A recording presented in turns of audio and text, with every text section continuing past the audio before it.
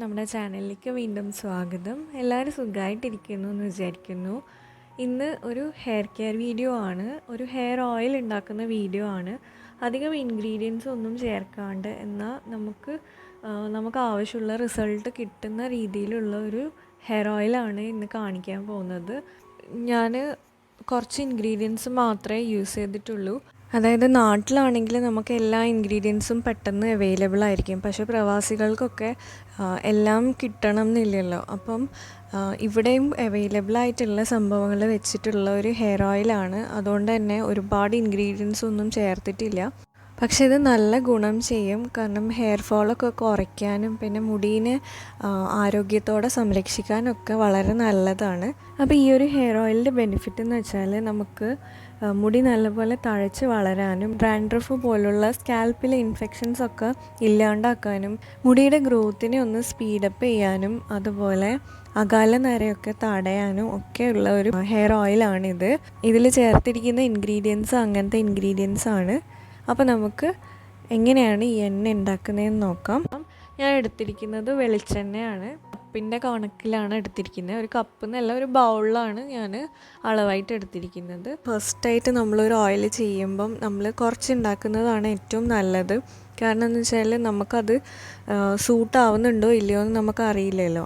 പിന്നെ പറയാൻ വിട്ടുപോയി, നമ്മൾ ഇരുമ്പിൻ്റെ ചീനച്ചട്ടിയാണ് എടുക്കേണ്ടത്. പിന്നെ ശ്രദ്ധിക്കേണ്ട കാര്യം, നമ്മൾ ഫ്ലെയിം ഓൺ ചെയ്ത് കഴിഞ്ഞാൽ നമ്മൾ ഏറ്റവും ലോ ഫ്ലെയിമിൽ വെക്കണം, അല്ലെങ്കിൽ ഡബിൾ ബോയിലിംഗ് മെത്തേഡാണ് ബെസ്റ്റ്. ഇതിൽ ഇടുന്ന ഇൻഗ്രീഡിയൻസ് ഒന്നും കരിഞ്ഞു പോകാനൊന്നും പാടില്ല. എണ്ണ ഒഴിച്ചതിന് ശേഷം ഞാൻ ഫ്ലെയിം ഓൺ ചെയ്തു, എന്നിട്ട് ലോ ഫ്ലെയിം ആക്കി. ഇനി ഇതിലേക്ക് ആഡ് ചെയ്യുന്നത് നമ്മുടെ കറ്റാർ വാഴയാണ്. കറ്റാർ വാഴ ഞാൻ 2 തണ്ടാണ് എടുത്തിരിക്കുന്നത്. കറ്റാർ വാഴ ജെല്ല് യൂസ് ചെയ്യാൻ പാടില്ല. ഇതിനെ അതിൻ്റെ കറയും അതുപോലെ സൈഡിലത്തെ മുള്ളും ഒക്കെ കളഞ്ഞിട്ട് ഇങ്ങനെ ചെറിയ ചെറിയ പീസാക്കിയിട്ട് വേണം എണ്ണയിലേക്ക് ഇടാൻ വേണ്ടിയിട്ട്. നമ്മൾ കട്ട് ചെയ്ത് കഴിഞ്ഞാൽ അതിലൊരു മഞ്ഞ കറ വരും. ആ കറ നമ്മൾ ക്ലീൻ ചെയ്ത് കളയണം. അപ്പം കട്ട് ചെയ്തിട്ട് കുറച്ച് സമയം ഇങ്ങനെ വെച്ച് കഴിഞ്ഞാൽ ആ കറയൊക്കെ ഇങ്ങനെ ഇളകി പോകും. അത് എന്നിട്ട് കഴുകി കളയണം, കാരണം സെൻസിറ്റീവ് ആയിട്ടുള്ളവർക്കൊക്കെ അത് അലർജി ഉണ്ടാക്കുന്ന കോമ്പണൻ്റാണ്. ഇനി അത് കുറച്ച് സമയം തിളയ്ക്കാൻ വെക്കാം.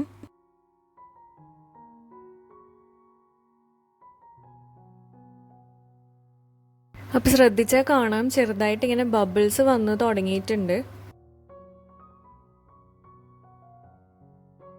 ഇതിങ്ങനെ കുറച്ചൊരു ആ കളർ ഒന്ന് ചേഞ്ചായി വരുമ്പം നമുക്ക് അടുത്ത ഇൻഗ്രീഡിയൻറ്റ് ആഡ് ചെയ്യാം. ഇത് ഒരു പൗഡറാണ്. അപ്പോൾ ഈ പൗഡർ എന്താണെന്നുള്ളത് ഞാൻ ഓൾറെഡി ഒരു ഹെയർ സ്പ്രേയുടെ വീഡിയോ ഇട്ടിട്ടുണ്ടായിരുന്നു. അപ്പോൾ അതിൽ ഞാൻ ഡീറ്റെയിൽ ആയിട്ട് പറഞ്ഞിട്ടുണ്ട്. അപ്പോൾ ഈ പൗഡർ എന്താണെന്ന് വെച്ചാൽ ഇത് ഉലുവയും കരിഞ്ജീരകവും ഫ്ലാക്സീഡും കൂടെ ഉള്ള ഒരു പൗഡറാണ്. നിങ്ങൾ കണ്ടിട്ടില്ലെങ്കിൽ അത് കണ്ടു നോക്കാം. അത് നല്ല എഫക്റ്റീവാണ്. പ്രത്യേകിച്ച് ഈ വട്ടത്തിൽ മുടി കൊഴിച്ചിലൊക്കെ ഉള്ളവർക്കൊക്കെ ബെസ്റ്റായിട്ടുള്ള ഒരു റെമഡിയാണ് അത്. അപ്പോൾ നമുക്ക് ഈ ഒരു പൗഡറാണ് എടുക്കുന്നത്. ഈ ഒരു പൗഡർ 1.5 സ്പൂണോളം ഉണ്ട്. അത് ഞാൻ ഇതിലേക്ക് ഇടുവാണ്. എന്നിട്ട് ഇത് ഒന്ന് ഞാൻ പറഞ്ഞ പോലെ ഇതിങ്ങനെ ചൂടാവണം. ഈ ആലോവേരയുടെ ഗുണങ്ങളും അതുപോലെ ഈ പൗഡറിൻ്റെ ഒക്കെ ഗുണങ്ങൾ അതിലേക്ക് മിക്സ് ആവുന്ന വരെ നമ്മളിത് ചൂടാക്കണം. പിന്നെ കറിവേപ്പില ഉണ്ടെങ്കിൽ കറിവേപ്പില ഉറപ്പായിട്ട് ഇടണം. പക്ഷേ എൻ്റെ അടുത്ത് ഉണ്ടായിരുന്നില്ല, അതുകൊണ്ടാണ് ഞാൻ ഒഴിവാക്കിയത്. കറിവേപ്പില കിട്ടുമ്പോൾ ഞാൻ അതിൽ മിക്സ് ചെയ്യും. അപ്പം ഞാൻ അങ്ങനെയാണ് ചെയ്യുന്നത്. ഓരോരാളുടെയും ഹെയർ ടെക്സ്ചർ ഡിഫറെൻ്റ് ആയിരിക്കുമല്ലോ. അപ്പം എല്ലാവർക്കും ഒരുപോലെയുള്ള മുടിയൊന്നും കിട്ടില്ല. അപ്പം ഉള്ള മുടീനെ നമ്മൾ എങ്ങനെ സംരക്ഷിക്കാം എന്നുള്ളതാണ് ശ്രദ്ധിക്കേണ്ടത്. അതുപോലെ മുടി കൊഴിച്ചിൽ, അതുപോലെ മുടിയുടെ ബാക്കി പ്രശ്നങ്ങളൊക്കെ ഒഴിവാക്കുമ്പോൾ തന്നെ നമുക്ക് നല്ല മുടി ആരോഗ്യത്തോടെ നിൽക്കും. പിന്നെ നിങ്ങൾക്ക് സ്യൂട്ടാവാത്ത ഏതെങ്കിലും ഇൻഗ്രീഡിയൻ്റ് ഉണ്ടെങ്കിൽ അത് ഒഴിവാക്കുകയും ചെയ്യാം.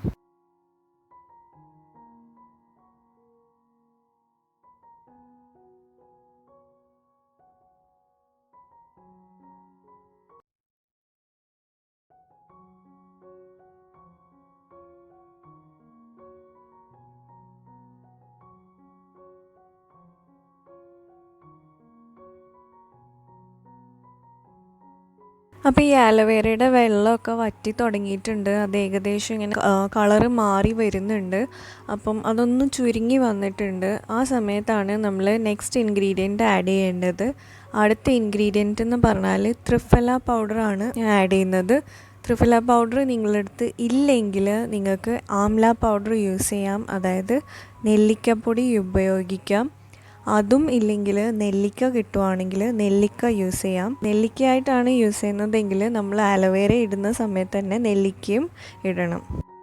അപ്പോൾ ഈ ത്രിഫല പൗഡർ എന്ന് പറഞ്ഞാൽ 3 ഫലങ്ങൾ കൂട്ടിച്ചേർത്തിട്ടുള്ള ഒരു പൗഡറാണ്. അതിലത്തെ ഇൻഗ്രീഡിയൻസിൽ വരുന്ന ഒന്നാണ് ആംല, നമ്മുടെ നെല്ലിക്ക.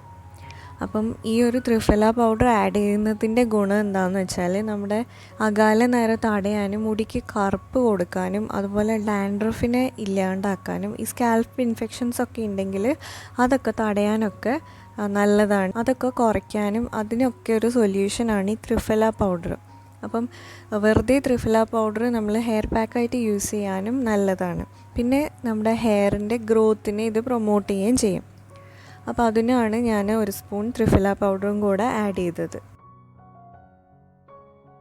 ഇനി അതൊന്ന് തിളയ്ക്കാൻ വെക്കണം. തിളച്ച് വരുമ്പം നമ്മൾ ഇനി അടുത്തൊരു ഇൻഗ്രീഡിയൻറ്റ് ആഡ് ചെയ്യേണ്ടത് വെളുത്തുള്ളിയാണ്. വെളുത്തുള്ളി, ഇഞ്ചി അല്ലെങ്കിൽ ഉള്ളി, ഈ 3 എണ്ണത്തിൽ ഏത് വേണമെങ്കിലും നിങ്ങൾക്ക് ആഡ് ചെയ്യാം. ഞാനിപ്പം വെളുത്തുള്ളിയാണ് ഉപയോഗിക്കുന്നത്, കാരണം എനിക്ക് ചെറിയ ഉള്ളി നര വരുത്തുന്നുണ്ട്. അതുപോലെ എനിക്ക് സ്കാൽപ്പ് ഭയങ്കര സെൻസിറ്റീവാണ്. അപ്പോൾ ഉള്ളി തേക്കുമ്പം ഭയങ്കരമായിട്ട് നീറ്റലും നെഗറ്റീവ് എഫക്റ്റാണ് കിട്ടുന്നത്. അപ്പോൾ അതുകൊണ്ടാണ് ഞാൻ ഉള്ളി യൂസ് ചെയ്യാത്തത്. ഉള്ളി നിങ്ങൾക്ക് സൂട്ട് ആവുന്നുണ്ടെങ്കിൽ നിങ്ങൾക്ക് ഉള്ളി ആഡ് ചെയ്യാം, അല്ലെങ്കിൽ ഇഞ്ചി ആഡ് ചെയ്യാം. ഈ ഇഞ്ചി ആയാലും ഉള്ളി ആയാലും വെളുത്തുള്ളി ആയാലും ഇതിൻ്റെ ഗുണം എന്ന് വെച്ചാൽ ഉള്ള കോമ്പണൻസ് ഹെയറിൻ്റെ ഗ്രോത്തിനെ സ്പീഡപ്പ് ചെയ്യും എന്നാണ് പറയുന്നത്. അപ്പോൾ അതുകൊണ്ടാണ് ഇതിലേതെങ്കിലും ഒന്ന് ആഡ് ചെയ്യാൻ വേണ്ടി പറയുന്നത്. അപ്പം ഇഞ്ചി ഞാൻ ഓൾറെഡി ഹെയർ സ്പ്രേയിൽ ആഡ് ചെയ്യുന്നുണ്ട്, അതുകൊണ്ടാണ് ഞാൻ ഇഞ്ചി യൂസ് ചെയ്യാത്തത്. ഉള്ളി എനിക്ക് പറ്റുന്നില്ല, അപ്പം അതുകൊണ്ടാണ് ഇതിൽ വെളുത്തുള്ളി എടുക്കുന്നത്. വെളുത്തുള്ളിയുടെ മണം പ്രശ്നമില്ലാത്തവർക്ക് ലാസ്റ്റിൽ ഈ എണ്ണ പ്രിപ്പയർ ചെയ്തതിന് ശേഷം ഈ എണ്ണയിലേക്ക് ജസ്റ്റ് വെളുത്തുള്ളി ഇങ്ങനെ കട്ട് ചെയ്തിട്ട് ഇട്ട് വെച്ചാൽ മതി. അതല്ല, വെളുത്തുള്ളിയുടെ സ്മെല്ല് ഇഷ്ടമില്ലാത്തവർക്ക് ഇതുപോലെ ചെയ്താൽ മതി. അപ്പോൾ ആ സ്മെല്ല് വരില്ല, എന്നാൽ ആ ഗുണങ്ങളൊക്കെ ഈ എണ്ണയിൽ ഉണ്ടാവുകയും ചെയ്യും. പിന്നെ ഈ ഒരു എണ്ണയുടെ അളവിന് ഇത്രയും മതിയാകും വെളുത്തുള്ളി. പിന്നെ ശ്രദ്ധിക്കേണ്ട കാര്യം, ഈ എണ്ണയിലേക്ക് ഈ വെളുത്തുള്ളി ഇട്ട് കഴിഞ്ഞാൽ ഇത് കരിഞ്ഞു പോവാണ്ട് നോക്കണം. അതിനു മുന്നേ അതിനെ തിരിച്ചെടുത്ത് കളയണം. ഇത് നല്ലപോലെ ഒന്ന് തിളയ്ക്കണം. എന്നിട്ട് ഇത് കരിഞ്ഞു പോകാൻ പാടില്ല. ഈ അലോവേരയുടെ കളറൊക്കെ ഒന്ന് മാറി ഒരു ഏകദേശം ഒരു ഗ്രീനിൻ്റെയും ബ്രൗണിൻ്റെയും ഇടയിൽ വരുമ്പം നമുക്ക് ഓഫ് ചെയ്യാം. ഓഫ് ചെയ്തിട്ട് ഇതിനെ തണുക്കാൻ വയ്ക്കാം. അപ്പോൾ എനിക്ക് ഇത് മുടി കൊഴിച്ചിലൊക്കെ നല്ലപോലെ കുറഞ്ഞതായിട്ട് ഫീൽ ചെയ്യുന്നുണ്ട്. വളരെ കുറച്ച് ഇൻഗ്രീഡിയൻസ് വെച്ചിട്ട് ചെയ്ത ഒരു ഹെയർ ഓയിലാണ്. മുടിയുടെ ആരോഗ്യത്തിനും സമൃദ്ധമായി വളരാനും ഒക്കെ വളരെ ബെനിഫിഷ്യലായിട്ടുള്ള ഇൻഗ്രീഡിയൻസ് ആണ് ആഡ് ചെയ്തിരിക്കുന്നത്. അപ്പോൾ ഇങ്ങനെ ഒരു സ്റ്റേജ് എത്തുമ്പോൾ നമുക്കിത് ഓഫ് ചെയ്യാം. കാരണം എന്ന് വെച്ചാൽ ഈ ചൂട് എണ്ണയിൽ കിടന്നിട്ട് ഇത് വീണ്ടും അത് വെന്തുകൊണ്ടിരിക്കും. അതുകൊണ്ട് ഈ ഒരു സ്റ്റേജ് എത്തുമ്പോൾ നമുക്ക് എണ്ണ ഓഫ് ചെയ്യാം. എന്നിട്ട് അത് അതിൽ കിടന്നിട്ട് ആ എണ്ണ തണുക്കുന്നത് വരെ അത് അവിടെ നിന്നോട്ടെ. അപ്പോൾ ഇത് തണുത്തതിന് ശേഷമുള്ള അവസ്ഥയാണ്. തണുത്തതിന് ശേഷം നമുക്ക് ഇത് ഒരു ബോട്ടിലേക്ക് അരിച്ചെടുക്കാം. എന്നിട്ട് ഇത് ഇങ്ങനെ എണ്ണയോ അല്ലെങ്കിൽ വേറെ ഓയിൽസിൻ്റെ കൂടെ മിക്സ് ചെയ്തിട്ടോ നമുക്ക് യൂസ് ചെയ്യാം. അപ്പോൾ ഇതൊരു ഗ്ലാസ് ബോട്ടിലേക്കാണ് മാറ്റേണ്ടത്. അതുപോലെ ഇത് ഏകദേശം ഒരു മാസത്തേക്കുള്ളത് ഉണ്ടാവും. കാരണം നമ്മൾ ഡെയിലി തല കഴുകില്ലല്ലോ. അപ്പം ഒരു എന്തായാലും 2 ആഴ്ചയിൽ കൂടുതൽ നമുക്കിത് യൂസ് ചെയ്യാൻ പറ്റും. പിന്നെ ഇത് യൂസ് ചെയ്യുമ്പോൾ ഇതിൻ്റെ കൂടെ 1 സ്പൂൺ ആവണക്കെണ്ണയും കൂടെ മിക്സ് ചെയ്തിട്ട് അപ്ലൈ ചെയ്യുകയാണെങ്കിൽ കുറച്ചും കൂടെ ബെനിഫിഷ്യലായിരിക്കും. അപ്പോൾ ഈ ഒരു വീഡിയോ നിങ്ങൾക്ക് യൂസ്ഫുൾ ആയിട്ടുണ്ടാവുമെന്ന് വിചാരിക്കുന്നു. അത്രയേ ഉള്ളൂ ഇന്നത്തെ വീഡിയോ. എല്ലാവർക്കും ഇഷ്ടമായെന്ന് വിചാരിക്കുന്നു. ഇഷ്ടമായിട്ടുണ്ടെങ്കിൽ ലൈക്ക് ചെയ്യണം. പിന്നെ നിങ്ങളുടെ അഭിപ്രായങ്ങളൊക്കെ കമൻസിലൂടെ അറിയിക്കണം. ഇനി വേറൊരു വീഡിയോയിൽ കാണാം. അതുവരെ ബൈ.